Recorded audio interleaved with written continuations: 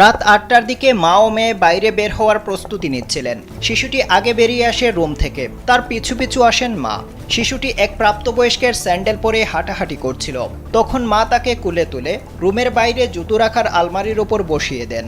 ওই সময় মা নিজের স্যান্ডেল পরে মেয়ের জুতো হাতে তুলে নেন। ঠিক তখনই ঘটে বিপত্তি। জুতোর রেকের ওপর দাঁড়িয়ে জানালার সিলে ওঠার চেষ্টা করে শিশুটি। মুহূর্তের মধ্যেই ভারসাম্য হারিয়ে নিচে পড়ে যায় সে। চোখের নিমেষেই ঘটে এই ভয়ঙ্কর দুর্ঘটনা। ভারতীয় সংবাদ মাধ্যম এনডিটিভি জানিয়েছে, আলোচিত এই ঘটনা ঘটেছে ভারতের মুম্বাইয়ে। বুধবার রাতে মুম্বাইয়ের নায়গাঁওয়ের নভকার সিটিতে এই ঘটনা ঘটেছে। শিশুটি 12 তলা থেকে পড়ে মারা গেছে। তার নাম অনাভিকা প্রজাপতি। অনাভিকা যখন পড়ে যায় তখন তার মা চিৎকার করে সাহায্য চান। তড়িঘড়ি করে প্রতিবেশীরাও ছুটে আসেন। এরপর অনাভিকাকে দ্রুত নিয়ে যাওয়া হয় হাসপাতালে, কিন্তু বাঁচানো সম্ভব হয়নি। চিকিৎসকরা জানিয়েছেন, হাসপাতালে আনার আগেই মৃত্যু হয়েছে অনাভিকার। ঘটনার পর গোটা এলাকায় নেমে এসেছে শোকের ছায়া।